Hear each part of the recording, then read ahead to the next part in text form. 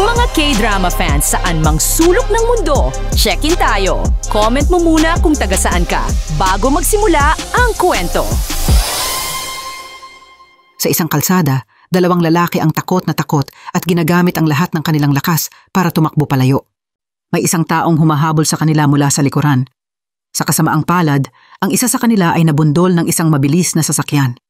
Nang makita ng isa ang sinapit ng kanyang kaibigan, agad siyang tumigil sa pagtakbo at niyakap ito habang umiiyak sa sakit. Lumalabas na hinahabol ng pulisya ang lalaki dahil sa pagnanakaw ng 7 bilyon mula sa isang mafia boss. Hindi nagtagal, mabilis siyang naaresto at ikinulong. Dito, isang magandang babae ang dumalaw sa kanya. Sila ay magkasintahan pero hindi inasahan ng lalaki na ang babaeng ito pala ang nag-set up sa kanya. Nang tanungin kung bakit, kalmadong sinagot ng baliw na babae na mag-a-abroad siya para mag-shoot ng 1 taon. Ayaw niyang makipag-ugnayan ang boyfriend sa ibang babae kaya binalak niya itong ipahamak. Sinabi rin niya na inayos na niya ang lahat. Ang kailangan lang ng lalaki ay manatili sa loob ng bilangguan ng 1 taon. Pagkalabas, magiging mayaman na sila at magsasama. Pagkarinig nito, nagalit siya, tinalikuran ang mesa at hiniwalayan ang masamang babae. Ang malas na lalaking iyon ay si Oh-soo. Mula pagkabata, siya ay pinabayaan ng ina at napilitang manirahan sa isang orphanage. Ang galing niya sa paglalaro ng baraha ay hindi lang nagpayaman sa kanya, kundi ang gwapo niyang mukha at husay sa panliligaw ay nagpatibok din ng puso ng mga babae. Pero iyon din ang nagtulak sa kanya sa trahedya nang lokohin siya ng girlfriend. Gayunpaman, tulad ng plano, makalipas ang 1 taon, nakalaya si Oh-soo sa bilangguan. Sa pagkakataong ito, hindi lang siya naubusan ng pera, kundi nakatanggap pa siya ng masamang balita mula kay Jin-sung. Ang kaibigan niyang aksidenteng nakasabay niyang tumakas noon ay namatay na. Binalak ni Oh-soo na bumalik sa dating gawain kasama si Jin-sung para yumaman. Pero lahat ng kasino ay nagbawal sa kanya dahil nasa blacklist ang pangalan ni Oh-soo. Mas malala pa, dumating ang mga tauhan ni Chairman Kim. Ipinagbilin nila na isauli niya ang 7 bilyon na ninakaw niya kasama ang 1 bilyon na interes. Kahit ipagtanggol ni Oh-soo na ang pera ay kinuha ng girlfriend niyang si Sora at walang kinalaman sa kanya, hindi ito pinansin ng kolektor at bigla siyang sinaksak. Binalaan din si Oh-soo na ang pagbabayad lang ang solusyon. Nang si Oh-soo ay nasa suliranin, isang middle-aged na lalaki ang dumating para hanapin siya. Nang malaman na ang pangalan niya ay Oh-soo, agad siyang tinawag na Young Master. Nagpakilala ang lalaki bilang si Attorney Jang, malapit na kaibigan ng ama ni Oh-soo. Lumalabas na ang ama ni Oh-soo ay chairman ng PL Group. Inanunsyo ni Attorney Jang na pumanaw na ang chairman at ang natitirang miyembro ng pamilya ay isang bulag na anak na babae na nagngangalang Oh-yang. Umaasa siya na si Oh-soo ay babalik para mana sa yaman at pamunuan ng grupo. Sa puntong ito, naalala ni Oh-soo ang yumaong kaibigan na may kapangalan din na Oh-soo. Sinabi noon ng kaibigan niya, "Mayaman ang tatay ko." Biglang nagbago ang ekspresyon ni Oh-soo. Marahil ito na lang ang paraan para mailigtas ang buhay niya. Sinabi ni Oh-soo na abala siya at makikipag-ugnayan mamaya. Pagkatapos, nagmadali siyang pumasok sa bahay at hanapin ang lahat ng gamit ng yumaong kaibigan. Nagpasya sina Oh-soo at Jin-sung na maglunsad ng malaking scam. Tumulong din si Sojun para mangalap ng impormasyon tungkol sa PL Group. Sa tulong ng ekspertong ito, mas madali nilang mapagtatagumpayan ang plano. Hindi lang iyon, para magtagumpay ang scam, sinanay din ni Oh-soo ang pagsusulat para magmukhang kamukha ng sulat ng yumaong kaibigan. Ang tanging nakakaalam na si Oh-soo ay nagpapanggap ay si Oh-yang. Pero buti na lang, bulag siya. Pero nakilala na dati ni Oh-soo si Oh-yang at alam niyang matalino ito at hindi basta-basta maloloko. Para mapanatag siya, ginawa ni Jin-sung ang lahat ng pekeng personal na dokumento. Bukod dito, hindi pa nakakagawa ni Jin-sung ng death certificate para kay Oh-soo kaya walang makakahanap ng clue para mabuko sila. Pagkatapos ng preparasyon, sinimulan na nila ang scam.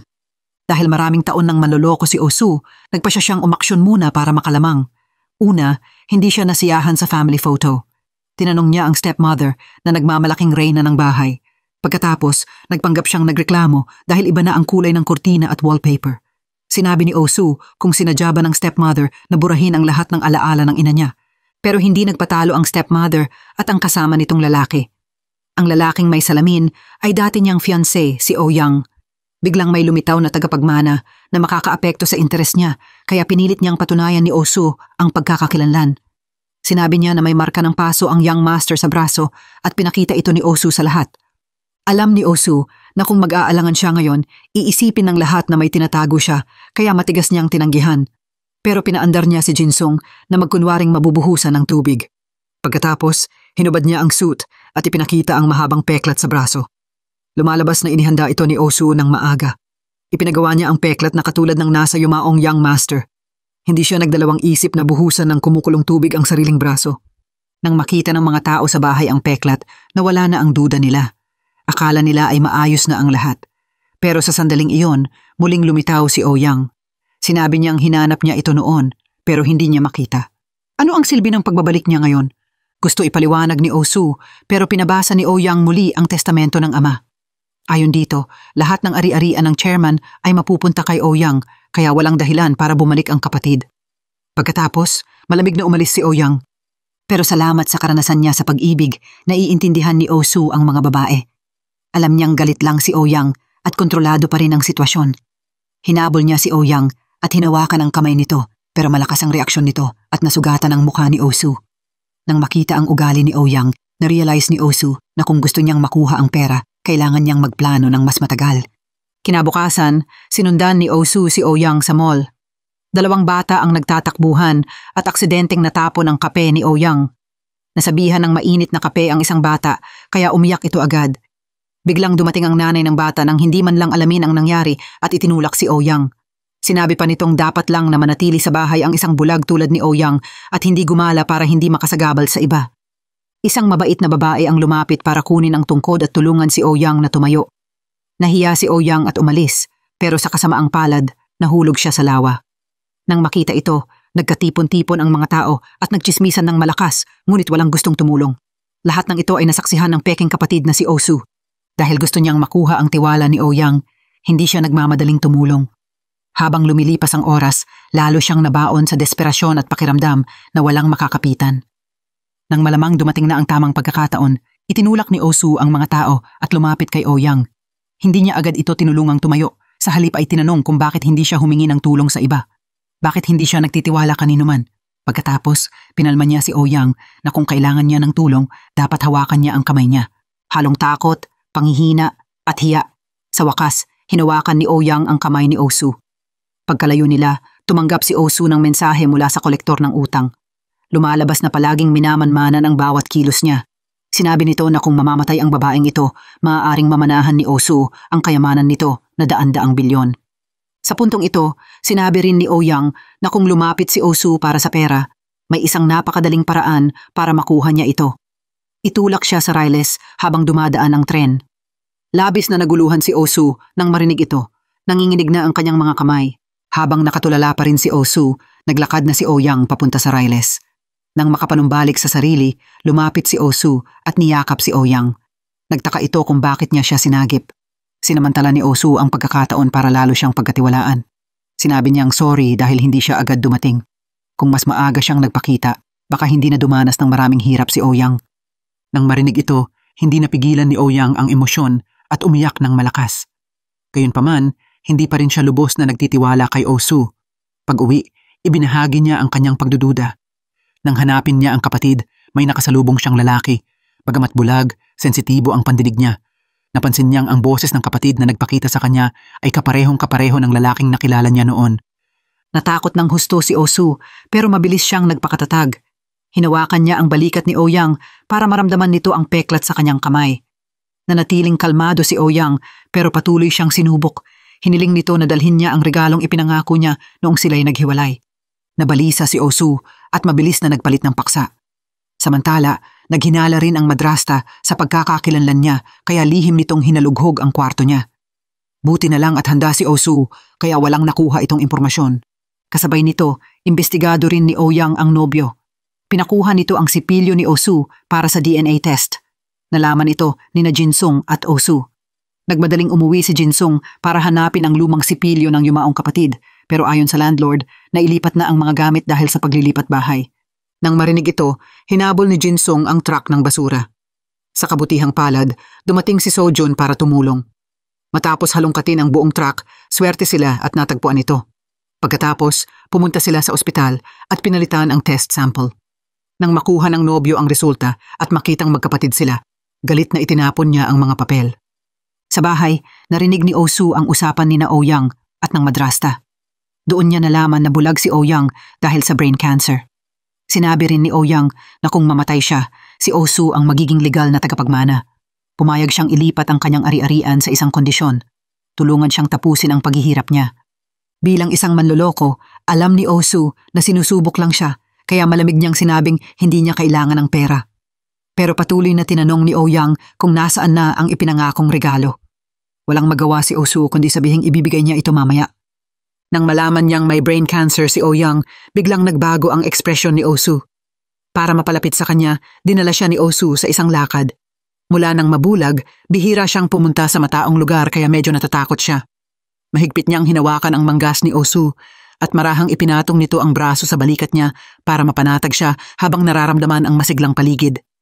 Pagkatapos, tinuruan din siya ni Osu kung paano gumamit ng baril. Gusto niyang maramdaman ni Ouyang na normal lang siya. Matagal na rin simula nang huling ngumiti ng ganito si Ouyang. Unti-unti na rin siyang nagbubukas kay Osu. Pag-uwi, nagtaka si Ouyang kung bakit hindi siya hinanap ng ina. Hindi ba niya siya miss? Walang magawa si Osu kundi magbigay ng dahilan na may malubha siyang sakit at hindi makalabas. Nang gabi, pumunta si Ouyang sa isang bodega. Sinundan siya ng palihim ni Osu. Nang umalis ito, sinira niya ang kandado at pumasok. Inisip niyang baka may lihim doon. Dahan-dahan niyang hinanap ang bawat sulok at natagpuan ang isang silid na puno ng alaala ng pagkabata ni Ouyang at ng kapatid. Pinanood ni Osu ang mga lumang video para mas maintindihan ang nakaraan. Dito, unti-unti siyang naawa sa kalagayan ni Ouyang. Marami pala siyang pinagdaanan. Biglang bumalik si Ouyang dahil may nakalimutan at napansin niyang nasira ang kandado. Pumasok siya at may narinig na ingay. Tiningnan niya kung sino ang naroon pero isang pusa lang ang lumabas kaya hindi na siya naghinala. Nang umalis si Ouyang, isinara niya ang pinto kaya napilitang manatili si Osu. Sa pagkakataong ito, napanood niya ang video at nalaman ang katotohanan. Nang unti-unting mabulag si Ouyang, sinabi ng madrasta na ipapadala siya sa ibang bansa para magamot. Pero walang amoy ng ospital. Naririnig lang niya ang salitang brain cancer at hindi niya alam ang nangyayari. Mula noon, parang manika na lang siya sa kontrol ng madrasta. Sa panahong ito, dumating din si Sojun para iligtas siya at ilabas siya. Mula sa lumang larawan, unti-unting nahulaan ni Sojun ang regalong binanggit ni Ouyang. Kinabukasan ng umaga, nagdala si Sojun ng maraming bulaklak na lamb's ear. Nang mahawakan ito ni Ouyang, tuwang-tuwa siya dahil ito nga ang ipinangakong regalo sa kanya ng kapatid kapag nagkita silang muli. Lumingon si Osu para pasalamatan si Sojun sa pagligtas sa kanya sa malaking problema. Pagkatapos, ginamit niya ang kanyang magaling na pangungumbinsi para lalo pang makuha ang tiwala ni Ouyang. Ngayon, lubos nang nagtitiwala si Ouyang kay Osu. Magkasama silang nagtanim ng puno, tulad noong bata pa sila. Ito marahil ang isa sa pinakamasayang sandali para sa babaeng bulag na si Ouyang. Sa kabilang banda, hindi pa rin lubos na nagtitiwala ang nobyo ni Ouyang dahil ayon sa doktor, ang sipilyong ipinatest ay matagal nang ginamit. Naghanda siya at ang madrasta ni Ouyang ng bagong plano. Hindi pa rito natatapos. May paparating na malaking problema nang bumalik sa bansa ang aktres na si Sora, ang ex-girlfriend ni Osu. Ang susunod niyang proyekto ay kasangkot ang madrasta ni Ouyang. Samantala, pumunta rin ang nobyo sa dating bahay ni Osu, na pagmamay-ari na ngayon ng kolektor ng utang. Mabubunyag kaya ang lihim ni Osu? Walang kamalay-malay si Osu. Kasama niya si Ouyang sa pagkain ng cotton candy, ang paborito nitong pagkain noong bata. Pagkatapos, iminungkahi ni Ouyang na pumunta sila sa ilog kung saan sila dati naglalaro. Dahil hindi alam ni Osu ang lugar, dinala niya ito sa pinagkalataan ng abo ng kapatid ni Ouyang. Hindi alam ni Ouyang ang katotohanan. Sa isip niya, parang slow motion na pelikula ang mga masasayang alaala. Nagkataon pa na magaling din si Osu sa pagpukol ng bato, tulad ng kapatid ni Ouyang. Naiwan si Ouyang sa ingay ng tubig at nagnais pang lumapit dito. Walang malay siyang pumunta sa ilog. Nang lumingon si Osu, malayo na si Ouyang. Mabilis niya itong hinabol at hinatak pabalik. Dahil sa labis na pag-aalala, sinampal niya si Ouyang para magising. Nagkataon na ang sampal na ito ay kaparehong-kapareho ng ginawa ng kapatid noon. Lalo itong nagpatibay kay Ouyang na ang lalaki sa harap niya ay talagang kapatid niya. Inabot niya ang kamay para maramdaman ang mukha nito. Sa sandaling iyon, naramdaman ni Osu ang pagiging totoo. Gabi na ng patuloy na pagalitan ni Osu si Ouyang, ngunit tawa lang ito ng tawa. Matagal na rin kasi simula nang may tunay na nagmalasakit sa kanya. Binalaan siya ni Osu na huwag nang magpakasakit. Pagkatapos, bumili siya ng mainit na tubig. Samantala, ibinunyag ng kolektor ng utang na may 2 Osu. Ipinakita rin niya ang larawan ng 3 magkakaibigan. Kwento niya ang tungkol sa isang Osu na adik sa sugal at may malaking utang. Pagkatapos, tinawagan ng kolektor si Osu para sabihin ang lahat. Binalaan niya itong tapusin na ang drama dahil wala na silang oras. Nalaman din ni Osu na may gusto pala ang kolektor sa isang babae, pero ito ay umibig lang sa kanya. Pagbalik sa kotse, iminungkahi ni Osu na pumunta sila sa beach. Nagtaka siya kung may plano ito, pero masayang-masaya si Ouyang sa biyaheng ito. Nang makita ng madrastang wala pa rin si Ouyang, galit na galit ito. Pero hindi pinansin ni Osu. Binalaan niya ito na huwag magkunwaring ina dahil nakakatawa. Pagkatapos, sumakay sila sa motorsiklo, isang pangarap ni Ouyang. Tuwang-tuwa silang dalawa sa mga sandaling iyon. Samantala, sina Sojun at Jinsung ay naghahanda para sa death anniversary ni Hiju, ang ex-girlfriend ni Osu at ate ni Sojun. Tinawagan nila si Osu pero hindi ito sumagot. Nakalimutan kaya niya ang araw na ito? Gustong puntahan ni Sojun si Osu pero pinigilan siya ni Jinsung dahil akala nito nagiinom lang ito at malungkot. Pero sa totoo lang, kasama ni Osu si Ouyang sa pag-inom. Isa rin ito sa mga bagay na gustong subukan ni Ouyang. Parang wala nang distansya sa pagitan nila. Kwentuhan ng kwentuhan, maging malungkot man o kalokohan. Gabi na nang maghanda si Osu ng tulugan para kay Ouyang pero hiniling nito na matulog silang magkatabi. Agad tumanggi si Osu dahil hindi na dapat magkasama sa kama ang magkapatid paglaki. Pero hindi pinansin ni Ouyang. Gusto lang niyang maramdaman ang presensya ng kapatid. Bilang bulag, ang hawak lang niya ang paraan para makilala ito. Sumunod si Osu. Sinukat ni Ouyang ang taas nito, ang laki ng kamay. Kahit hindi nakikita, sa isip niya ay gwapo ito. Dahil para sa kanya, basta matangkad at malalim ang boses, siguradong pogi. Pagkatapos, mahinahon niya itong niyakap at nakatulog ng mahimbing. Matagal na rin simula nang huli siyang nakatulog ng ganito. Gustong umalis ni Osu pero hinawakan siya ni Ouyang. Ayaw nitong mawala ang init ng yakap niya. Kinabukasan, naglakad sila sa baybayin. Hindi na matandaan ni Ouyang kung kailan siya huling ngumiti ng ganito. Hiniling niya na pangakuan siyang laging naroon kapag kailangan niya ito. Masayang pumayag si Osu. Nalaman ni Sojun na hindi dumalaw si Osu sa puntod ng kapatid nito. Lalo siyang nagalit ng malamang kasama nito si Ouyang. Pinasag niya ang tombstone na ipinagawa ni Osu at ipinahayag na wala na silang koneksyon. Nabahala si Ouyang sa kakaibang ugali ni Osu at tinanong ito pero galit na sinagot siya. Tinawag nito ang madrasta para sunduin si Ouyang. Natutuwa ang madrasta. Maingat niyang tiningnan kung may sugat si Ouyang para bang isang manika na ayaw masira. Alam ni Ouyang na ginagamit lang siya at itinuturing na laruan pero wala siyang magawa. Pumunta rin si Osu sa puntod ng dating kasintahan. Galit na galit siya sa sarili dahil nakalimutan niya ang mahalagang araw na ito. Hindi niya inasahang makikita niya ang kolektor ng utang doon. Lumalabas na magkaibigan sila ni Hiju dati. Umibig ito kay Hiju pero si Osu ulang ang nasa puso nito. Pero hindi pinahalagahan ni Osu ang pagmamahal niya. Nang malaman niyang buntis si Hiju, malamig niya itong iniwan dahil bilang isang ulila, ayaw niyang magdusa ang magiging anak nila tulad niya. Dahil sa pagsasamantala ni Osu, aksidenteng namatay si Hiju. Ang pinagsisisihan niya ng husto sa buhay. Nang makita ang pagsisisi ni Osu, binigyan siya ng kolektor ng isang tabletang pampatay. Mapapatay nito ng tahimik ang uminom at kahit autopsy ay hindi makikita. Pwede niyang inumin o ibigay sa pekeng kapatid para matapos na ang lahat. Sa bahay, nagre-record si Ouyang. Ugali niya ito kapag may gustong sabihin.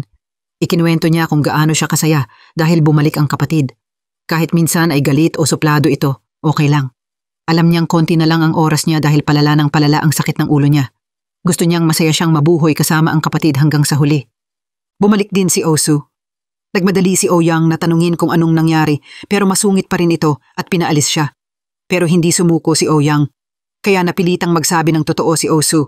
Dahil kasama siya, nakalimutan niya ang death anniversary ng ex-girlfriend niya. Sinubukan siyang aliwin ni Ouyang pero lalo lang itong nairita. Sinabihan niya si Ouyang na umuwi na. Sa pagkakataong ito, natapakan ni Ouyang ang tabletang pampatay.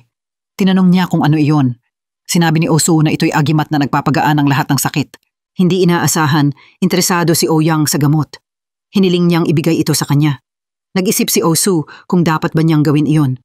Sa huli, nagdesisyon siya para sa kanya dapat ang gamot. Pagkatapos, pinaalis niya si Ouyang pero gusto nitong matulog sa tabi niya dahil doon lang siya makatutulog ng mahimbing. Galit na tumugon si Osu. Humingi ng tawad si Ouyang dahil bilang bulag, hindi niya nakikita ang pagod nito. Tahimik na umalis si Ouyang, pero nang mag-isa siyang natulog, laging bangungot ang dinaranas niya.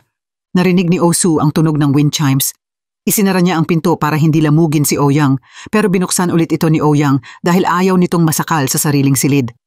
Sa huli, sumuko na lang si Osu. May deal si Ouyang. Ipinakita niya ang testamento. Pagkamatay niya, mapupunta kay Osu ang lahat ng ari-arian. Kapalit nito, gusto niyang hatiin nila ang tabletang pampatay. Habang naguguluhan pa si Osu, kiniliti ni Ouyang ang kanyang kamay. Ang kabaitan nito ay nagpahiya ng husto kay Osu. Sumandal si Ouyang sa balikat ni Osu at nakatulog hanggang umaga. Dumating si Sojun sa bahay nila. Ang tanawin ng dalawang magkayakap habang natutulog ay nagulat sa kanya at sa madrastang nasa labas. Sinubukan ni Jinsung na pakalmahin si Sojun. Sinabi niyang parte lang ito ng plano para makuha ang tiwala ni Ouyang. Pero alam ni Sojun na may iba pa, hindi ganoon kasimple. Nakipagkita ng solo si Sojun kay Ouyang sa isang cafe. Nalaman niyang nagmotor si Osu dahil kay Ouyang, isang pangakong hindi dapat binaliwala dahil motor din ang dahilan ng pagkamatay ng kapatid niya. Galit na galit si Sojun kaya sinabi niya ang totoo. May dalawang Osu at ang kapatid ni Ouyang ay isang manloloko na may malaking utang. Dumating din si Osu. Sa galit, sinampal niya si Sojun. Ayaw gumulo ang sitwasyon kaya mabilis na inalis ni Jinsung si Sojun. Nanginginig na si Ouyang sa iyak. Tinanong niya kung totoo ang lahat, kung pera lang ang habol niya sa kanya. Bago man makapaliwanag si Osu, tumayo si Ouyang at umalis. Sinundan siya nito ng dahan-dahan. Nakita niyang nahulog ito pero hindi niya magawang tulungan. Nang ligtas nang makauwi si Ouyang, hinanap ni Osu si Sojun. Sa harap ng galit nito, niyakap lang niya ito at pinalma. Unti-unting nawala ang puot ni Sojun. Samantala, nag-date si Ouyang at ang nobyo pero hindi siya pinansin nito. Nakatutok lang ito sa cellphone at puro one-word answers ang binibigay. Dahil sa sama ng loob, uminom si Ouyang ng isang basong beer. Unang beses niya itong ginawa sa harap ng nobyo. Nag-inuman sila hanggang malasing. Nang lumabas ang nobyo, tinawagan ni Ouyang si Osu. Sinabi nitong lasing na siya, kaya kung gusto siyang patayin, ito na ang tamang oras. Takot na baka may gawin itong hindi maganda, nagmadaling pumunta si Osu sa bar. Sa parehong oras, sinabi ng kolektor kay Jinsung ang tungkol sa tabletang pampatay. Hinimok niya itong bilisan ni Osu ang plano. Dumating si Osu at nasaksihan ang nobyong humalik kay Ouyang. Sa hindi malamang dahilan, naiirita siya. Sinabing pauuwiin niya ang kapatid, pero ayaw payagan ng nobyo. Biglang tumunog ang cellphone na naiwan niya sa mesa. Nakita ni Osu ang kakaibang pangalan, kaya sinagot niya, at nalaman niyang may kabit pala ang nobyo ni Ouyang. Habang nasa kotse, patuloy na tinatanong ni Ouyang kay Osu kung paano niya ito papatayin. Sabi niya, aksidente sa sasakyan ang pinakamagandang paraan. Galit na galit si Osu nang marinig ito. Sinabihan niya itong huwag maniwala kay Sojun. Isang malaking pagkakamali lang iyon. Kung pera lang ang habol niya, marami na sana siyang pagkakataon para gawin iyon. Gusto niyang mamatay at dahil bulag siya, madali siyang target. Hiniling ni Osu na damdamin nito ang nararamdaman niya. Hindi pa kasi nagtiwala ng lubusan si Ouyang kanino man. Si Osu ang una. Tinanong ni Ouyang kung pwede siyang pagkatiwalaan. Marahang niyakap siya ni Osu at sinabing simula ngayon, pwede na. Maaaring hindi inaasahan ni Osu na ang plano niyang panloloko ay biglang nagbago. Habang tinitingnan si Ouyang na mahimbing na natutulog sa kanyang mga bisig, naramdaman niya ang kakaibang kapayapaan. Sa isang iglap, naisip niyang gusto niyang magpatuloy ang ganitong pagsasama magpakailanman. Pagbalik sa kwarto, nandun si Jinsung kasama ang tabletang pampatay. Walang magandang kahihinatnan kahit kanino pa ito mapunta. Sa halip, nakakita sila ng safe. Magnanakaw na lang sila ng pera at tapusin ang lahat. Ito marahil ang pinakamabuting desisyon. Kinabukasan, may meeting si Ouyang sa pamilya ng nobyo. Samantala, sinimulan na ni Osu ang plano. Pero hindi inasahan ni Osu na magulo ang blind date. Narinig kasi ni Ouyang na may iba palang girlfriend ang nobyo. Ayaw din ng mga magulang na maging asawa ng anak nila ang isang bulag. Nagpaliwanag ang nobyo, pero parang walang narinig si Ouyang.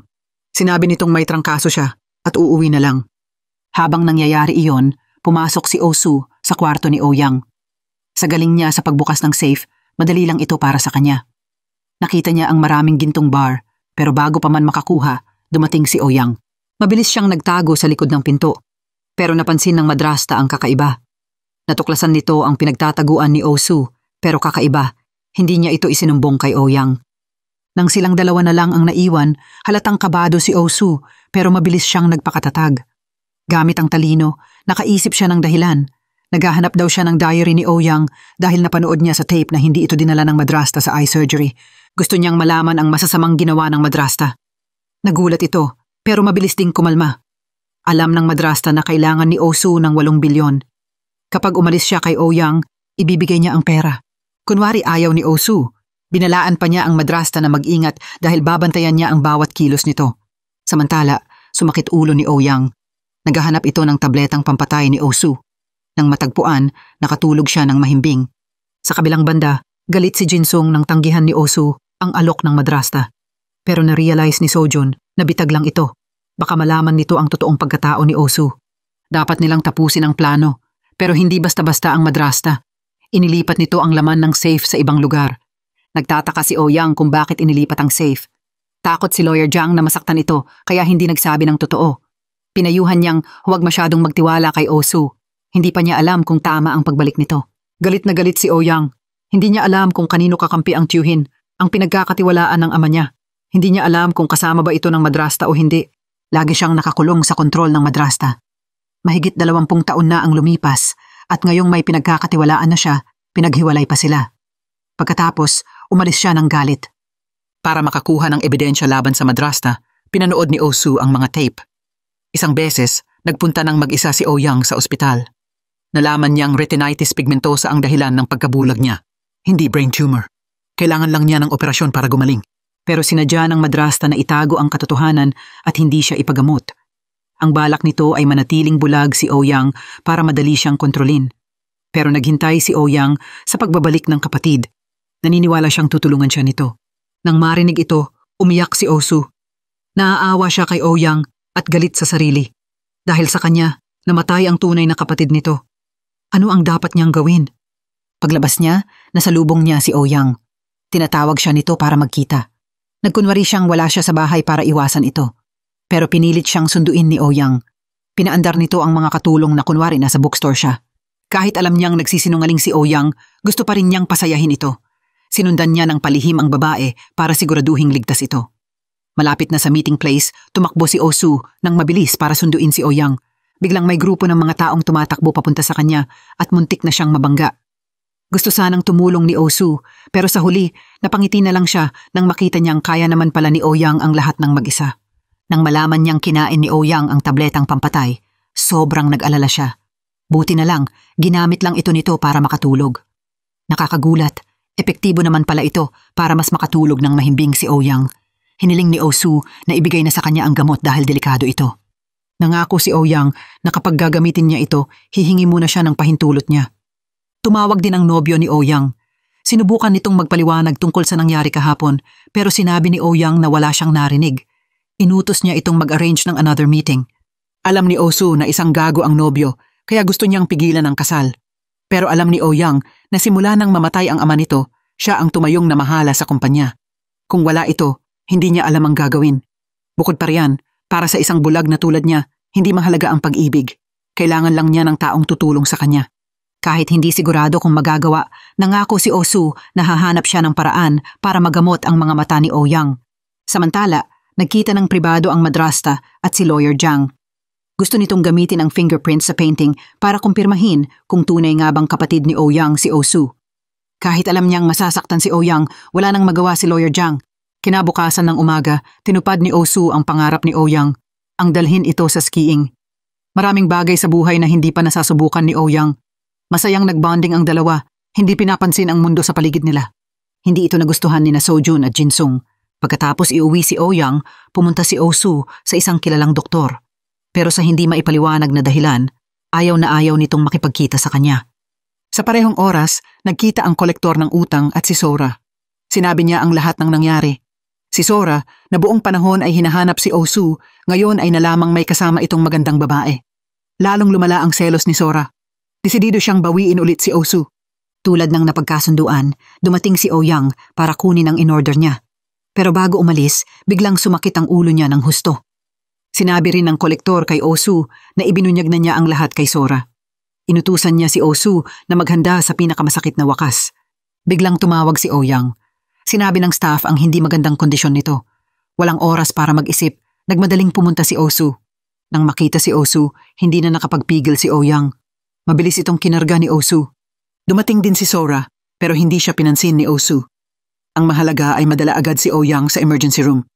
Sinabi rin ni Jinsung kay Osu na magpahinga na at siya na ang bahala sa ibang bagay. Tulad ng inaasahan, nagkita sina Sora at Myung-ho, ang nobyo ni Oh-young. Nang sasabihin na ni Sora ang totoong pagkatao ni Osu, tumawag si Jinsung. Sinabi nitong kung gusto pa niyang makita si Osu, dapat siyang maging matalino. Halatang si Osu pa rin ang gusto ni Sora, kaya nagdesisyon siyang manahimik. Walang nakuha si Myung-ho sa huli. Sa kabilang banda, ayaw sumailalim sa anumang tests si Oh-young sa ospital. Sinabi ng doktor na bumabalik na ang cancer niya. Galit na galit si Osu nang tanggihan ni Oh-young ang pagpapagamot. Pero sawang-sawa na si Oh-young sa mga karayom na tumutusok sa katawan niya para sa blood test o sa pagkukulong sa sterile room para sa treatment. Sinabi ni Oh-young na takot siyang magkasakit. Pero mas takot siya sa mabahong ospital at lalo na sa pagiging kasama ng madrasta. Sa huli, napilitang sumunod si Osu sa katigasan ng ulo ni Oh-young. Para hindi ito mag-alala, nangako si Oh-young na pupunta agad sa doktor kapag may naramdaman siyang kakaiba. Pagkatapos, gusto ni Oh-young na samahan siya ni Osu sa company ceremony. Laging minamaliit ng mga shareholders si Oh-young dahil sa kapansanan nito. Gusto niyang makita nila na hindi na siya mag-isa. Kahit ayaw niyang magpakita sa publiko, sinunod pa rin niya ang hiling ni Oh-young. Ngayon, may magandang balita si Jinsung. Nakuha nila ni Sojun ang litrato ng naglolokong nobyo ni Oh-young, kaya may hawak na sila sa leeg nito. Kinabukasan, gusto ni Oh-young na bigyan ng sorpresa si Osu. Dinala niya ito sa isang villa sa probinsya. Gusto niyang gumawa ng cake para sa kapatid. Pero nang makita ni Osu ang pangangapa nito sa kutsilyo, sobrang kinabahan siya. Sa huli, siya na ang tumulong. Gusto ni Osu na kahit wala siya sa tabi ni Oh-young, kaya pa rin nitong gawin ang mga gusto niya. Nang gabi, nagpanik si Oh-young nang hindi niya mahanap ang wind chime. Hindi siya makatulog nang wala ito. Nakita ni Osu ang wind chime, pero iniwan niya ito malapit sa kamay ni Oh-young. Ayaw niyang mahiya ito dahil lang sa hindi niya ito makita. Kinabukasan ng umaga, unang beses silang sumubok ng snow mountain climbing. Medyo kinabahan si Oh-young sa cable car pero naging kalmado siya nang mahawakan ang kamay ng kapatid. Yun pala ang pakiramdam ng may kapatid na nag-aalaga sa iyo. Kung wala si Osu, baka hindi kailanman nasubukan ni Oh-young ang ganitong mataas na bundok. Nang tanggalin niya ang cap niya, nagulat siya sa tunog ng wind chimes. Palibhasa, nagpakuha si Osu ng libu-libong wind chime na nakasabit sa mga puno. Gusto ni Osu na maramdaman man lang ni Oh-young ang magandang tanawin sa pamamagitan ng tunog ng mga wind chime. Dahil labis ang pagkagalak, hindi sinasadyang hinalikan ni Oh-young ang pisngi ng kapatid bilang pasasalamat. Ito marahil ang pinakamagandang alaala para sa kanilang dalawa. Nang gabi, hindi makatulog si Oh-young. Pumunta ito sa kwarto ni Osu at nakiusip matulog doon. Sa wakas, nakatulog siya ng mahimbing sa kwentong binasa ni Osu. Habang pinapanood ang tulog na si Oh-young, biglang naramdaman ni Osu ang kakaibang kapayapaan. May urge siyang halikan ito sa labi. Buti na lang, napigilan niya ang sarili. Nahuhulog na kaya siya kay Oh-young? Maaga gumising si Oh-young kinabukasan. Dahan-dahan siyang gumalaw para hindi ito magising. Mahirap para sa isang bulag, pero sinubukan pa rin niyang ayusin ang lahat. Ginising niya ito ng birthday song. Nagulat si Osu, pero mabilis siyang nakarecover. Ayon kay Oh-young, pumunta sila sa living room. Ito ang unang beses na may naghanda ng birthday para sa kanya. Kahit hindi perpekto ang cake o kape, para kay Osu, walang katumbas ang halaga nito. Nang isuot ni Osu ang wind chime bracelet na regalo ni Oh-young, na-realize niyang nahulog na siya sa sarili niyang bitag. At siya ang pinakamasasaktan. Bago ang company anniversary ceremony, may ipinadalang impormasyon si Lawyer Jiang. Isang kilalang sugarol pala si Osu.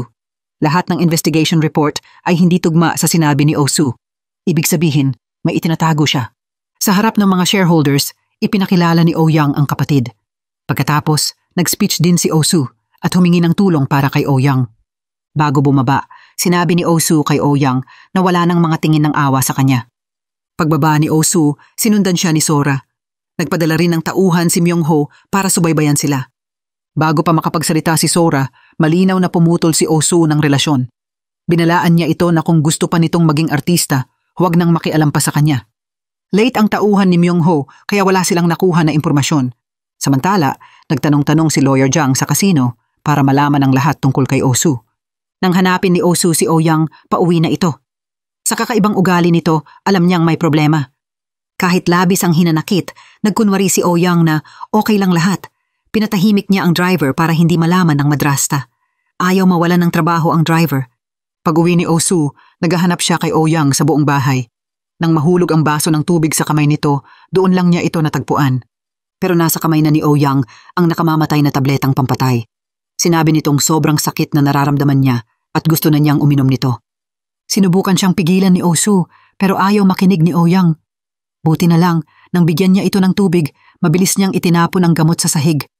Nang yayakapin na niya ito para kunin, inalis ni Osu ang laman ng tablet. Hindi niya inasahan na sobrang sensitive ng pandinig ng isang bulag. Alam na ni Ouyang ang lahat. Biglang may tumunog na doorbell. Nagulat si Osu nang makita niyang si Sora ang nasa labas. Ayaw niyang gumulo ang sitwasyon, kaya sinabing lalabas na lang siya. Nang tulungan niya si Ouyang sa hagdan, sinabi nitong sobrang ginaw siya. Inutusan niya itong buksan muna ang heater. Pag-alis ni Osu, kinuha ni Ouyang ang gamot sa sahig at itinago. Dahil kailangan niyang lumabas, tinawagan ni Osu ang best friend ni Ouyang para bantayan ito. Kahit ayaw ni Ouyang, sinabi pa rin niya sa madrasta na may sakit ito. Dahil sa ngayon, kailangan niya talaga ng tulong. Labis itong ikinagalit ni Ouyang dahil tuwing may sakit siya, pinapatira siya ng madrasta sa malamig na ospital ng isang buong buwan. Kaya pinapagsinungaling niya ang kaibigan para sabihing simpleng sipon lang ang nararamdaman niya. Nagtataka si Sora kung bakit hindi humingi ng 7 bilyon si Osu sa kanya. Alam ni Osu na ang kapalit noon ay ang pagiging kasama nito. Kahit mamatay siya, hindi niya gagawin iyon. Nakita ni Sora ang matigas na ugali ni Osu pero hindi siya sumuko. Binalaan niyang isisiwalat ang lihim nito sa madrasta. Binigyan niya si Osu ng 3 araw para mag-isip. Kung ayaw niyang mamatay, wala siyang choice kundi sumama sa kanya. Sa bahay, dumating ang madrasta at nobyo ni Ouyang. Sinabi ng best friend nito na simpleng sipon lang ito at gumaling na pagkatapos kumain ng lugaw. Pagbalik ni Osu, umalis din si Ouyang. Ipinakita nito ang pagkadismaya nang iwan siya nito sa gabi kahit may sakit siya. Bago pa makapaliwanag si Osu, umalis na ito ng pabalik. Sinundan niya ito sa kwarto at nag-alok na doon matulog. Pero malamig siyang tinanggihan. Gusto raw mag-isa ni Ouyang ngayong gabi. Kahit ganon, hindi sumuko si Osu. Nang tulog na ito, pumasok siya ng patago at sumulat ng liham sa braille. Tiniyak niyang maayos ang lahat bago umalis ng panatag. Pero hindi niya alam na gising pala si Ouyang. Binasa nito ang liham. Doon niya nalaman na naglagay pala si Osu ng wind chime string sa kamay niya para hindi ito magising ng bigla. Ganoon siya kaalaga.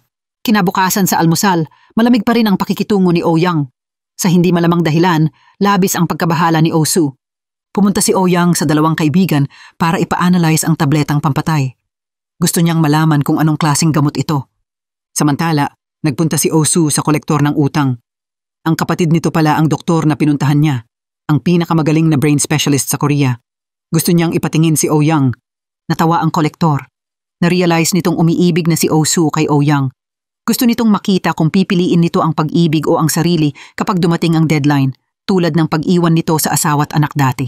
Bago umalis, naalala ng kolektor kay Osu na 28 araw na lang ang natitira para bayaran ang utang. Nalaman din ni Lawyer Jiang ang totoong may 2 Osu at isa siyang kilalang sugarol na may 7 bilyong utang sa mafia boss. Habang nag-espiya kina Myung-ho, sina Jin-sung at Sojun ay unti-unting nagkadevelopan. Nangako silang pagkatapos ng lahat, uuwi sila sa probinsya para magsimula ulit. Nakuha rin nila ang ebidensya ng pagtataksil ni Myung-ho. Ibinunyag ng madrasta ang tunay na pakay ni Osu. Iminungkahi niyang mag-DNA test para malaman kung totoong kapatid ito. Pero alam ni Ouyang na hindi peke ang alaala niya. Naalala pa ni Osu ang mga pangako nito noon. Ngunit dumating ang nakakagulat na balita. Ayon sa kaibigan, ang gamot ay pampatay. Isang tahimik na kamatayang hindi ma-detect. Napakabihira nito at hindi basta-basta makukuha. Pumunta si Osu sa kwarto ni Ouyang. Sa harap ng pag-aalala nito, nairita si Ouyang at pinalayas siya. Sa tulong ng madrasta, nalaman ni Ouyang ang tungkol sa utang ni Osu sa mga gangster. Kahit delikado, nagtaksi siya papunta doon ng mag-isa. Nang makuha ang litrato ng pagtataksil ni Myung-ho, iminungkahi ni Jin-sung na gamitin ito para makakuha ng pera at matapos na ang lahat. Bago makapagdesisyon si Osu, tumawag ang kolektor. Sinabing papunta na si Ouyang at sasabihin na ang totoo ngayon din. Namatay ang phone habang nagmamadaling pumunta si Osu. Nakarating na si Ouyang sa lugar at nasalubong ang mga masasamang loob. Ninakawan at pinagtripan siya. Buti na lang dumating si Osu. Takot na tumakbo ang mga lalaki nang makita ang galit nito. Habang pinupulot ni Ouyang ang gamit, nakita ni Osu ang tubo ng gamot. Narealize niya ang lahat. Hinawakan niya ang kamay ni Ouyang pero sinampal siya nito. Napakadali raw lokohin ng isang bulag na tulad niya. Akala ni Ouyang ay pain reliever lang ang gamot. Hindi niya alam na nakamamatay pala ito. Pero ang masakit, akala niya totoo ang nararamdaman ni Osu sa kanya. Iginiit ni Osu na para sa sarili niya ang gamot. Wala na siyang dahilan para mabuhay. Ang buhay niya ay napakalungkot at mahirap hanggang sa makilala niya si Ouyang. Ang kaligayahang nadama kasama nito ay nagpa-crave sa kanya ng buhay ng higit kailanman. Ganito na ang nangyari. Kung hindi na siya pinagkakatiwalaan ni Ouyang, tapusin na lang ang lahat. Aalis na raw siya. Galit na galit si Ouyang nang marinig ito. Nagpaalam ito at tumayo para umalis pero biglang sumakit ang ulo niya. Nang tulungan siya ni Osu, himatay na siya. Pagdating sa ospital, nagpa-general check-up si Ouyang. Sinabi ng doktor na bumalik ang tumor at kailangan na operahan. Pero ayon kay Dr. Joe, wala nang pag-asa. Hindi na magbabago ang kalagayan kahit operahan pa. Hinabol ni Osu si Dr. Joe at nagmakaawa para iligtas si Ouyang pero sinabihan siyang sumuko na lang. Mas lalo lang masasaktan at mapapagod si Ouyang sa operasyon. Pagbalik ni Osu, tinanong siya ni Ouyang kung bakit hindi pa siya umalis. Lagi na lang siyang tinatakot ng mga taong aalis, mga taong walang pakialam sa nararamdaman niya. Iyon ang pinakamasakit. Kaya nang malaman niyang bumalik ang tumor, wala na siyang takot. Pinatahan lang ni Osu si Ouyang na magiging okay ang lahat. Pagkatapos, niyakap niya ito. Sana'y maibigay ng init niya ang lakas para malampasan nito ang labang ito. Pinayuhan siya ni Jinsung na gamitin ang litrato para utusan ang nobyo ni Ouyang na magbigay ng pera. Kailangan na nilang tapusin ito. Pero ayaw ni Osu. Sa sarili niyang paraan niya ito lulutasin. Hindi maintindihan ni Jinsung kung bakit nagdadalawang isip si Osu. Sinasadya ba nitong patagalin para makasama pa si Ouyang? Hindi na nagpaliwanag si Osu at pinagbawalan lang si Jinsung na kumilos ng mag-isa. Pero ngayon, nagdesisyon si Jinsung na suwayin siya. Ipinadala ni na Jinsung at Sojun ang mga litrato kay Myung-ho.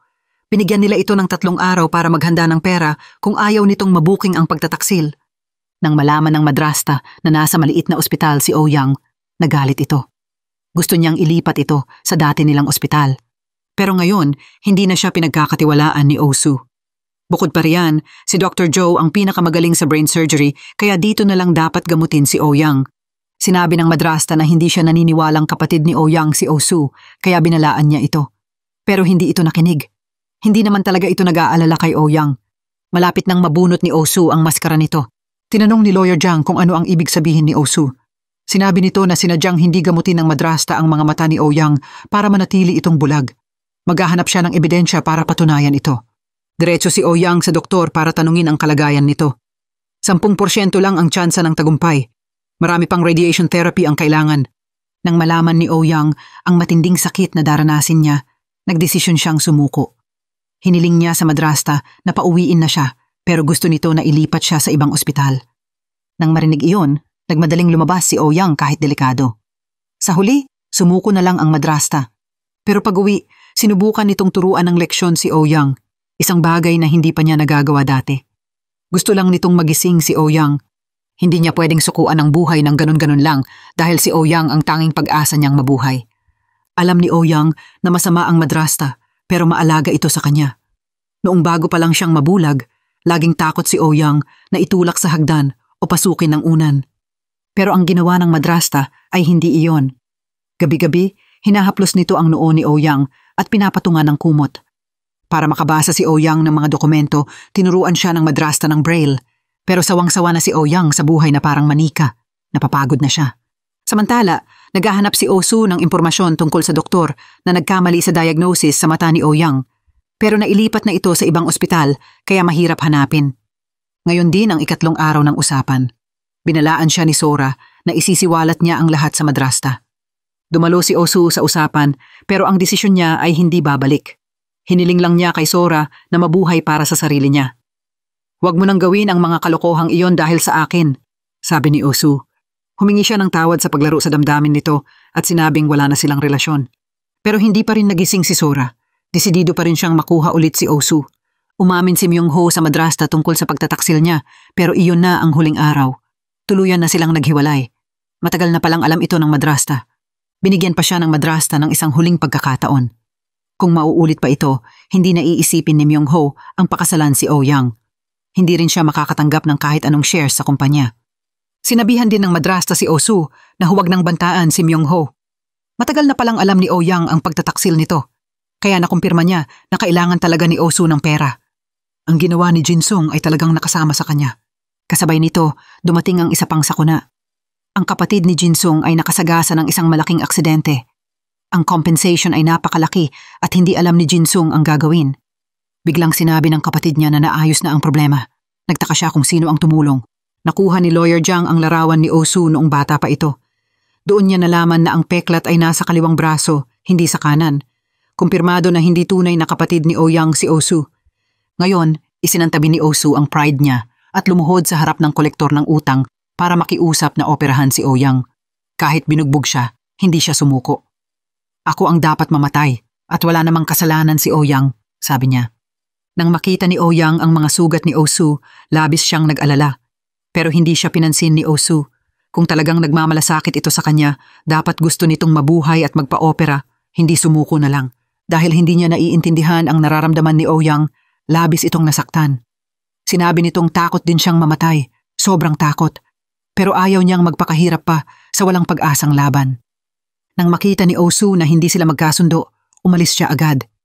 Naalala ni Ouyang ang mga alaala mula 15 taon na ang nakalipas. Patuloy na pumatak ang luha niya. Nang makita ni Osu ang desperasyon ni Ouyang, hindi niya nakayang iwan ito. Inilabas niya ang kapatid para makahinga ng sariwang hangin. Kahit maliit lang ang pag-asa, gusto pa rin ni Osu na maging matatag ito. Dahil kung mamatay ka, ayoko nang mabuhay, sabi niya.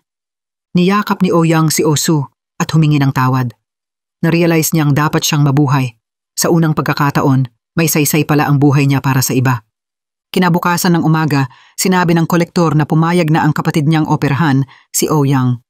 Masayang ibinalita ito ni Osu kay Ouyang bago agad pumunta sa kolektor. Pero walang libreng tulong. Kapalit ng operasyon, bawasan ng 5 araw ang deadline ng utang ni Osu. 19 na araw na lang ang natitira. Pero agad itong pumayag ng walang pag-aatubili. Nang makita ang pagkahumaling ni Osu sa pag-ibig, tinanong siya ng kolektor kung hindi siya nagugilty kay Hiju at sa anak nito. Sinabi ni Osu na minsan siyang naging isang bastos na hindi kayang protektahan ang mahal niya. Kaya ngayon, hindi na niya uulitin ang pagkakamaling iyon. Samantala, natagpuan ng madrasta ang file ni Osu sa orphanage kaya nalaman niya ang totoong pagkakakilanlan nito. Nalaman din ni Sojun na ang kolektor ang nagbayad sa aksidente ng kapatid ni Jinsung. Ayaw mapahamak ni Jinsung kaya inako ni Osu ang utang. Pumayag ang kolektor na bawasan ng 5 araw ang deadline. Pinakiusapan ni Osu si Sojun na huwag sabihin kay Jinsung pero hindi ito nakinig. Sa panahong ito, ikinumpisal ng kolektor sa tauhan niya na may lung cancer na siya sa loob ng 2 buwan. Pinayuhan niya itong humanap ng ibang trabaho at huwag nang sumugal pa sa buhay. Biglang sumulpot si Jinsung at itinulak ang kolektor. Sinabing siya na ang magbabayad ng utang at huwag nang pilitin si Osu. Mabait na pinayuhan ng kolektor si Jinsung na umuwi na lang sa probinsya para alagaan ang matatandang magulang. Kung ayaw mong mamatay, huwag ka nang makisalamuha kay Osu, sabi niya. Sinubukan lumaban ni Jinsung pero hindi niya kaya. Magkapitbahay pala sila ni Osu at ng kolektor noong bata pa. Dahil lang sa pag-ibig, nagkaaway sila. Pinayuhan ni Dr. Joe ang kapatid na bitawan ng galit pero hindi pa rin nito kayang patawarin si Osu. Nang malaman ang totoong pagkatao ni Osu, gustong sabihin ng madrasta at ni Lawyer Jiang ang katotohanan kay Ouyang. Pero ngayon, pumayag na itong magpa-opera. Alam ng madrasta na dahil kay Osu, kaya nagbago ang isip ni Ouyang, kaya nagpasya siyang huwag munang ibunyag ang lihim. Pagkatapos ng operasyon, saka nating paalisin si Osu, sabi niya. Sa mga sumunod na araw, masayang nagkasama sina Osu at Ouyang. Marahil ito ang panahong pinakagusto nilang mabuhay. Bawat sandali ay mahalaga, kaya kahit gabi, ayaw nilang maghiwalay. Nang hindi sinasadyang mahawakan ang labi ni Osu, biglang bumilis ang tibok ng puso ni Ouyang. Hindi niya maintindihan ang nararamdaman. Ang pinagkakautangan ni Osu ay si Mr. Kim, ang tumayong ama ni Sora simula pagkabata nito. Mahal na mahal ni Chairman Kim si Sora, pero si Osu lang ang mahal nito. Kaya napupuot sa kanya si Mr. Kim. Nang malaman ni Mr. Kim na si Sora ang kumuha ng pera ni Osu, ginamit niya itong dahilan para sirain si Osu. Ngayon, inutusan niya si Sora na iwan na si Osu kung ayaw nitong mamatay si Osu. Pero hindi pa rin sumuko si Sora. Nag-isip siya ng panibagong plano. Dumating ang masamang balita kay Osu. Ayon kay Dr. Joe, 10% lang ang tsansa ng tagumpay ng operasyon. Pinayuhan niya si Osu na pag-isipang mabuti dahil maaaring mamatay si Ouyang mismo sa operating table. Sa pinakamalungkot na sandali ni Osu, tumawag si Sora at binalaan siyang sasabihin ang katotohanan kay Ouyang. Kung ayaw niyang mangyari iyon, kailangan niyang tumakas kasama nito sa ibang bansa sa loob ng 2 araw. Pero ngayon, wala na siyang pakialam kay Sora. Bumalik siya dahil gusto niyang makita si Ouyang. Bakit kaya lahat ng masasamang bagay ay nangyayari sa kanya? Bulong niya sa sarili. Dahil hindi na niya napigilan ang sarili, hinalikan ni Osu si Ouyang sa labi. Nagulat ito pero nagkunwari na walang nangyari. Pagkatapos, pumunta si Osu sa lihim na bodega. Binuksan niya ang kamera at inamin ang lahat. Mahirap simulan kaya pinatay at binuksan niya ulit ito. Sinabi ni Osu kay Ouyang ang tungkol sa tunay nitong kapatid, isang mabait at maalaga na laging nangangarap makita si Ouyang. Sa huli, humingi siya ng tawad at inamin na minamahal niya si Ouyang. Dumating si Chairman Kim kay Jinsung. Nangako itong papatawarin ang utang at bibigyan siya ng magandang buhay. Kapalit nito, kailangan niyang patayin si Osu. Natawa na lang si Jinsung. Sinabihan niya itong bulag sa katotohanan. Nang hindi ito nakuha sa gusto, agad nagbago ang ugali ni Mr. Kim. Inutusan niya ang mga tauhan na patayin si Jinsung. Kahit magaling sa away si Jinsung, laban 7 ay sobra para sa kanya. Madali siyang napatalo. Buti na lang dumating ang kolektor ng utang para iligtas siya. Hinabol ng kolektor si Mr. Kim at binalaan na huwag galawin si Jinsung. May deadline pa ang utang ni Osu kaya dapat sumunod sa patakaran, sabi niya. Kahit mafia, may rules din. Ayaw ko sa mga hindi tumutupad sa pangako. Pagkatapos ng halikan kahapon, nahihiya na si Ouyang kapag malapit si Osu kaya lagi siyang umiiwas. Alam na ng madrasta ang totoong pagkatao ni Osu, pero pareho naman sila ng layunin kaya hindi muna niya ibubunyag hanggang matapos ang operasyon. Aalis si Osu nang walang dala. Pero hindi natakot si Osu dahil siya lang ang aalis. Ang araw ng pag-alis ko ay ang araw din ng pag-alis ng madrasta sa bahay na ito, sabi niya. Nang malaman ang nangyari kay Jinsung, tinipon ni Osu ang lahat ng pera niya at ibinigay dito. Gusto niyang umuwi na ito sa probinsya kasama ang mga magulang. Pero ayaw iwan ni Jinsung si Osu. Galit na galit si Osu dahil ayaw na niyang may mamatay pang kaibigan dahil sa kanya. Iminungkahi ni Ouyang na huwag na silang matulog ng magkasama dahil hindi na siya komportable. Ayaw pumayag ni Osu at hinawakan ang kamay nito. Gusto niyang magkasama sila hanggang sa araw ng operasyon. Dito na nagsabi ng totoo si Ouyang tungkol sa halikan. Hindi pwedeng gawin iyon ng magkapatid, sabi niya. Inamin din nitong may kakaibang nararamdaman na siya. Kung ipipilit natin, magkakamali tayo. Kahit humingi ng tawad si Osu, hindi pa rin nagbago ang desisyon ni Ouyang. Matapos ang matagal na paghahanap, natagpuan ni Osu ang doktor na nagkamali ng diagnosis kay Ouyang noon. Agad niya itong hinabol. Naalala niya ang lahat ng hirap na dinanas ni Ouyang at ang pangarap nitong makakita ng liwanag. Biglang pumatak ang luha ni Osu. Nang magkita sila, ibinuhos ni Osu ang lahat ng galit sa doktor. Dahil sa halikan, takot pa rin si Ouyang kay Osu. Sinubukan siyang aliwin at pagpasensyahan ni Osu, pero dahil sa hiya at kakaibang nararamdaman, ayaw pa rin lumapit ni Ouyang. Narinig ng madrasta ang lahat. Nakiusap siyang makipag-usap kay Osu ng pribado. Samantala, nasa airport si Sora. Galit na galit ito nang tanggihan siya ni Osu. Tinawagan niya si Ouyang at ibinunyag ang lahat. Sobrang sakit nito para kay Ouyang. Hindi niya inasahang paulit-ulit siyang niloloko ng mga mahal niya. Tinanong ng madrasta kung bakit hinahalikan ni Osu si Ouyang. Wala siyang pakialam sa ginawa nito sa mga mata ni Ouyang. Ang pagkulong dito sa kadiliman, mga kasalanang gustong-gustong pagbayaran ni Osu ngayon din. Narinig ni Ouyang ang lahat habang nakatayo sa labas. Kasabay nito, sunod-sunod na masasamang balita ang nagpaikot sa mundo niya. Parang manika pala siyang ginagalaw ng iba. Nalaman din ni Lawyer Jiang ang ginawa ng madrasta. Galit na galit siya at pinaalis ito. Kahit alam na ang lahat, nagkunwari si Ouyang na walang nangyari. Inaya niya ang madrasta na magsukat ng wedding dress. Mabilis na lumipas ang panahon. Hindi inaasahan ng madrasta na mahigit 20 taon na pala siyang nag-aalaga kay Ouyang. Masasabing buong kabataan niya ay iginugol kay Ouyang. Sa unang pagkakataon, hinawakan ni Ouyang ang kamay nito at nagpasalamat sa pag-aaruga sa kanya. Pagdating ni Osu sa bodega, nakita niyang winasak ni Ouyang ang lahat ng gamit doon. Kaya alam na pala nito ang katotohanan. Kahit alam niyang wala nang magagawa, inayos pa rin ni Osu ang lahat. Ayaw niyang masira ang lugar na puno ng alaala ni Ouyang dahil lang sa kanya. Lumabas si Ouyang na nakasuot ng magarang wedding dress. Alam niyang pangarap ng madrasta na makita siyang nakasuot nito. Nagmungkahi siyang magpa-picture silang dalawa. Unang beses nilang magkasama sa litrato. Tuwa na tuwa ang madrasta. Ito ang una at huling regalo ni Ouyang para sa kanya. Pagkatapos ng araw na ito, pinaalis ni Ouyang ang madrasta sa kanilang bahay. Nagkita sila ni Oh-soo sa bodega. Hiniling ni Oh-young na maglakbay sila kinabukasan. Kahit hindi alam ni Oh-soo ang dahilan, pumayag pa rin siya. Dumaan sila sa halamang lamb's ear na regalo ni Oh-soo. Itinapon ito ni Oh-young at sinabing ayaw na niya rito. Pag-alis nito, mabilis na pinulot ni Oh-soo ang halaman. Naglakbay silang magkasama. Nag-alala ang madrasta at si Lawyer Jang nang hindi sila makontakt. Alam na ni Oh-young ang totoong pagkatao ni Oh-soo, bakit pa siya sumama rito? Gumawa si Oh-young ng bagong testamento. Lahat ng ari-arian ay mapupunta sa welfare center. Tumawag si Myung-ho at sinabing kinasal na si Oh-young sa kanya. Naghanda na ito ng lahat. Nagduda sina Lawyer Jang at madrasta na may masamang mangyayari. Ang napili ni Oh-young na lugar ay napakalayo. Hindi makarating ang sasakyan kaya naglakad sila ng 3 oras. Pagdating nila, bulok at luma na ang lugar. Gusto nang umuwi ni Oh-soo pero ayaw ni Oh-young. Ito raw ang unang lugar na pinuntahan nila bilang pamilya. Walang makain kaya bumaba si Oh-soo para mamili. Pagbalik niya pagkalipas ng 6 na oras, pagod na pagod siya pero nagluto pa rin. Patuloy na nagkwento si Oh-young tungkol sa nakaraan. Siyempre, wala namang alam si Oh-soo. Mabigat ang hangin. Sa huli, kinailangang aminin ni Oh-soo ang katotohanan. Gusto ni Oh-young ng paliwanag pero ayaw magdahilan ni Oh-soo. Lalo itong nagalit. Tumalikod si Oh-young at aalis na pero hinatak pabalik ni Oh-soo.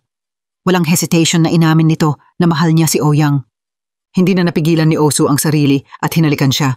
Gusto tawagan ni Oh-young si Lawyer Jang para sunduin siya pero pinatay ni Oh-soo ang phone. Gusto niyang magkasama sila sa huling gabi. Gusto niyang marinig ang sisi o mura nito. Baka sakaling gumaan ang pakiramdam ni Oh-young. Humihingi si Oh-soo ng tawad sa masamang intensyon noong una. Pero ang pagmamahal niya ngayon ay tunay. Ganito sila nagpalipas ng mahabang at masakit na gabi. Kinabukasan ng umaga, dumating ang kolektor ng utang sa bahay ni Jin-sung. Dating kapitbahay lang kaya nagtanong-tanong, pero ayaw makipagkita ni Jin-sung. Pinilit ni Jin-sung na awayin ito at pinalayas. Pag-uwi, pinaalis ni Oh-young ang madrasta at si Oh-soo. Tinanong ni Myung-ho kung bakit kinansel ang kasal. Sinabi ni Oh-young na hayaan na lang nilang maghiwalay. Alam ni Oh-young na dedicated si Myung-ho sa kumpanya at pinagkakatiwalaan siya ng ama. Kaya sa shareholders meeting, imumungkahin niya si Myung-ho bilang chairman. Hindi niya ipapahiya ang tiwala ng ama. Dinalhan ni Lawyer Jang si Oh-soo ng 7 bilyon na kailangan nito. Hindi niya maintindihan kung bakit gusto ni Oh-young na kunin ito ni Oh-soo. Ayaw tanggapin ng madrasta na pinaalis siya ng ganun-ganun lang. Tinanong niya kung bakit hindi siya sinumbong ni Oh-young tungkol sa mata nito. Inamin ni Oh-young na may sakit sila ng ama kaya kailangan nila ng magpapatakbo ng kumpanya. Inamin ng madrasta na alam niyang ginagamit lang siya. Pero wala siyang pakialam dahil tunay niyang mahal si Oh-young. Kung gusto kong nakawin ang yaman, marami na sanang pagkakataon noong kasama ko ang isang bulag na tulad ni Oh-young, sabi niya. Hindi inasahan ng madrasta na sa kabila ng pagmamahal at pag-aaruga kay Oh-young, ganito siya paaalisin ng walang awa. Bago umalis, gustong magpaalam ni Oh-soo kay Oh-young. Inamin din ni Oh-young na minsan niyang minahal si Oh-soo. Kahit kasinungalingan lang ang lahat, nagpasalamat pa rin siya sa tunay na kaligayahang ibinigay nito sa kanya. Pero ayaw na niyang makita muli ang isang sinungaling na tulad ni Oh-soo. Nang makita ni Lawyer Jang na iniwan ni Oh-soo ang maleta ng pera, hinabol niya ito at pinilit na kunin. Pero sa huli, isang bundle lang ang kinuha ni Oh-soo. Iyon lang ang kailangan niya. Ibinigay ni Oh-soo ang pera sa kolektor para bayaran ang utang ni Jin-sung. Ang kanyang utang, siya na ang bahala. Kinabukasan ng umaga, naghanda pa rin ang madrasta ng almusal gaya ng dati. Tinawagan pa niya ang mga malalapit na kaibigan ni Oh-young para sabihin ang mga hilig at schedule nito. Sana raw pag-alis niya, maalagaan ng mabuti si Oh-young, pero dahil napakatagal na niya rito, hindi na niya maalala ang address ng magulang. Kailangan pa niyang tawagan ang kapatid para magtanong. Sa totoo lang, kawawa talaga ang madrasta. Sa bahay na ito, nagulo ang lahat ng wala ang madrasta. Dahil sa kapabayaan ng katulong, nasugatan si Oh-young. Labis itong ikinabahala ni Lawyer Jang. Nagdesisyon si Oh-soo na magsugal ulit para kumita pero tinanggihan pa rin siya ng lahat ng kasino. Wala na siyang choice kundi direktang pumunta kay Mr. Kim. Mag-oorganisa sila ng lihim na sugalan at ang kikitain ni Oh-soo ay mapupunta kay Mr. Kim. Kapag natalo si Oh-soo, papatayin siya ni Mr. Kim. Pero kung manalo naman, maghihiganti ang mga tycoon sa kanya. Parehong kamatayan ang kahihinatnan niya. Pero pumayag pa rin siya sa kondisyong huwag isasama si Jin-sung dito. Tila pumayag si Mr. Kim pero hindi niya palalampasin si Jin-sung.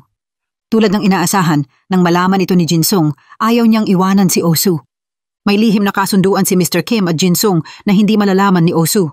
Ngayon, nakasalubong ni Oh-soo ang isang bulag na babae. Naalala niya si Ouyang. Hindi sinasadya, tinulungan niya ang babae na sumakay ng bus. Nagkataon, kasama pala iyon ni Ouyang sa club. Palihim na sinundan ni Osu ang babae, pinagmasdan ang ngiti ng minamahal. Nakita si Osu ng kaibigan ni Ouyang. Sinabi nito kay Ouyang, pero nagkunwari itong wala siyang pakialam. Para maibsan ang pangungulila, patuloy sa pagsusulat sa braille sina Ouyang at ang madrasta. Biglang tumawag si Ouyang. Simpleng bati lang, pero sapat na para malaman ng madrastang mahalaga pa rin siya kay Ouyang. Pumunta si Ouyang sa dating kwarto ni Osu. Sa guni-guni niya, nandyan pa rin ito sa tabi niya. Masaya pa rin silang dalawa tulad ng dati. Pero bigla siyang umiyak ng malakas dahil sobrang lungkot at miss na miss niya si Osu. Ngayong umaga dapat ang pagpapa-ospital kay Ouyang pero may lakad si Lawyer Jiang. May interview din ng best friend nito.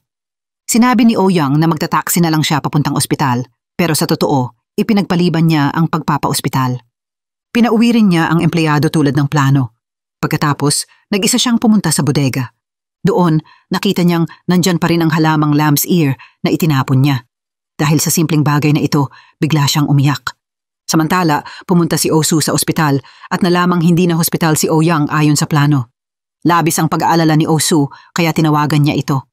Napansin niyang hindi kalmado si Ouyang at baka may gawin itong hindi maganda. Iminungkahi niyang pumunta sa bodega kung saan niya ni-record ang mga gustong sabihin. Nagmamadali siyang sumakay ng taxi papunta roon. Nagkataon, lumitaw muli ang kolektor ng utang. Payat na ito dahil sa lung cancer pero hindi siya nakilala ni Osu. May gustong sabihin ang kolektor pero wala ng oras si Osu. Kaya ibinigay na lang nito ang kotse para masagip agad si Ouyang. Pagkatapos, may estrangherong lumapit at sinaksak ang kolektor. Kahit mahina na, sinubukan pa rin nitong baliin ang braso ng tauhan ni Mr. Kim. Dumating si Jinsung pero hindi na kinaya ng kolektor. Sa huli, namatay ito sa balikat ni Jinsung. Samantala, nakahanda na si Ouyang para sa kamatayan. Pagdating ni Osu, tulog na ito. Sinabi ni Dr. Joe ang pagkamatay ng kapatid nito. Nalaman niya kay Jinsung habang papunta rito. Hinawakan lang ni Osu ang kamay nito para aliwin. Nagising si Ouyang at nakita si Osu sa tabi niya. Bigla niyang naalala ang sinabi nito. Nagmadali siyang pumunta sa bodega at panoorin ang video na nirecord ni Osu. Palagi raw niyang naiisip na hindi patas ang buhay. Kahit sariling ina ay itinapon siya sa ilalim ng puno. Wala siyang gana mabuhay. Pero nang makilala niya si Ouyang, naramdaman niyang patas ang Diyos. Dahil kay Ouyang, gusto na niyang mabuhay ng matagal. Natutuwa si Ouyang sa pag-amin ni Osu, pero kaya ba niyang patawarin ang mga pagkakamali nito? Hindi. Hindi pa siya handang kalimutan ang lahat at harapin si Osu. Sinabi ni Ouyang na kung magtagumpay ang operasyon, pwede silang maging magkaibigan. Tumawag din si Osu sa madrasta at inamin ang pagkakamali nitong pinaalis ito. Sana raw bumalik ito dahil kailangan na kailangan siya ni Ouyang. Ito rin ang hinihintay ni Ouyang. Ngayon, naramdaman na niya ang tunay niyang nararamdaman para sa madrasta. Ngayon ang araw ng pag-alis ni na Jinsung pabalik sa probinsya. Pero hindi nila alam na minamanmanan sila ng mga tauhan ni Mr. Kim. Ngayon din ang araw ng huling laban. Dinala ni Jinsung si Osu sa kasino pero pumasok ito sa ibang daan na parang hindi sasali. 2 tao bawat grupo, pero mag-isa lang si Osu. Pero hindi ito mahirap para sa isang bihasang tulad ni Osu. Pero patuloy na natatalo si Osu sa laro. Paulit-ulit niyang tinitignan ang relos dahil alam niyang malapit nang matapos ang operasyon ni Ouyang. Baka hindi na niya ito makita pa.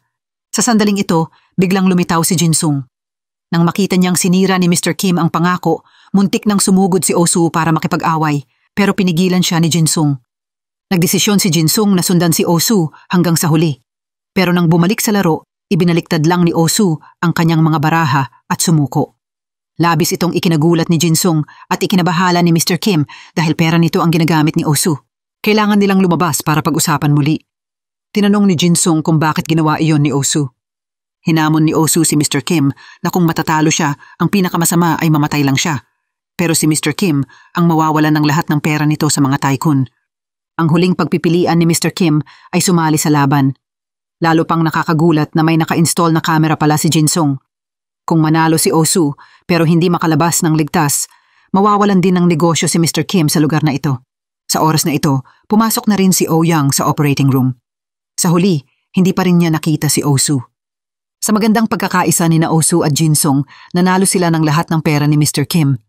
Sobrang laki nito para mabayaran ang utang at may sobra pa silang ibinigay bilang sukli. Pagkatapos, nagmadaling umalis si Osu para puntahan si Ouyang. Hindi inaasahan, bantaan ni Mr. Kim ang pamilya ni Jinsung. Naghagis ito ng kutsilyo at pinili si Jinsung kung sino sa kanilang dalawa ang papatayin. Kakalabas lang ni Osu nang may biglang sumugod na estranghero para saksakin siya. Sinubukan niyang tumayo para makita kung sino ito, pero nakita niyang si Jinsung pala ang pumatay sa kanya. Tanging, bakit lang ang nasabi ni Osu kay Jinsung? Sinubukan niyang tumayo at tawagin si Ouyang. Gusto niyang makita ito, pero sa huli ay nahulog siya at nawalan ng malay. Ang desisyong ito ay nagdulot ng matinding pighati kay Jinsung. Dahil sa pamilya niya, tinalikuran niya ang kasamang nakasama na sa maraming peligro. Mabilis na nag-iba ang panahon patungong Tagsibol. Mainit at maganda ang lahat para sa bagong simula. Bumalik sa kanilang probinsya sina Jinsung at Sojun. Nagtatanong sila kung anong bulaklak ang dadalhin nila para bisitahin si Osu ngayon. Pumunta si Ouyang sa isang coffee shop para uminom ng tsaa. Nagkataon, pareho pala sila ng hilig sa lamb's ear plants ng may-ari. Ikinuwento nito ang tungkol sa minahal niyang isang bulag na babae, mabait at maganda. Nagtanong si Ouyang kung hindi ba nahihirapan ang may-ari dahil gusto ng magkasintahan na magtinginan. Giit ng may-ari na hindi dahil buong puso at kaluluwa itong tumitingin sa kanya.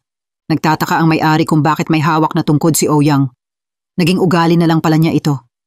Kitang-kita na ni Ouyang ngayon ang napakagwapong lalaking nakatayo sa harap niya.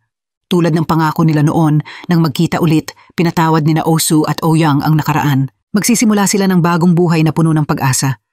Walang nakakaalam kung hanggang kailan ang pagmamahalan nila, pero siguradong mamahalin nila ang isa't isa hanggang sa huling hininga.